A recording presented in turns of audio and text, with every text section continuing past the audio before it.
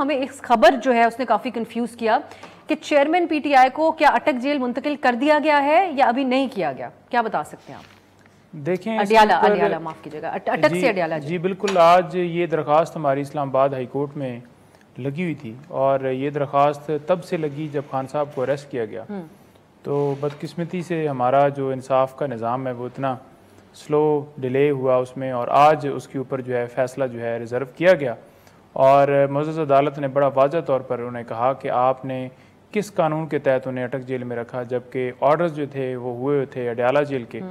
تو ان کے پاس کوئی جواب نہیں تھا۔ انہوں نے کہا کہ جیل مینول کے مطابق ان کو فیسلٹیز بھی دینی چاہیے تھیں، وہ آپ نے کیوں نہیں دی، اور اس کے اوپر بھی میں آرڈر پاس کرتا ہوں، اور اڈیالہ جیل شفٹ کرنے کے حوالے سے بھی۔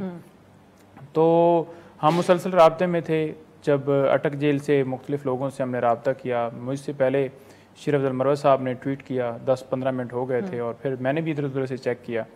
تو پتہ چلا کہ یہاں پر انہیں شفٹ کیا گیا ہے۔ شیر افضل مروت صاحب سے بھی بات ہوئی تو انہوں نے کہا جی میرا بھی، یہ انتظامیہ کی طرف سے بتایا گیا تھا جی، جیسے دوست اب آپ ہوتے ہیں آپ کے، اب فار ایگزامپل ایف آئی اے ہے، پنجاب پولیس ہو، اسلام آباد پولیس ہو، تو دوست تو آپ کے ہوتے ہیں نا ہر جگہ پہ۔ تو انہوں نے جی کہا کہ بالکل شفٹ کیا گیا ہے 2-4 لوگوں نے، لیکن جب اٹک جیل میں بات ہوئی وہاں پر انتظامیہ سے، اب میں ایک بندے کا نام نہیں لیتا پھر اس پہ پریشر آ جائے گا نا، تو انہوں نے کہا جی کہ وہ بھی ہمارے پاس ہیں۔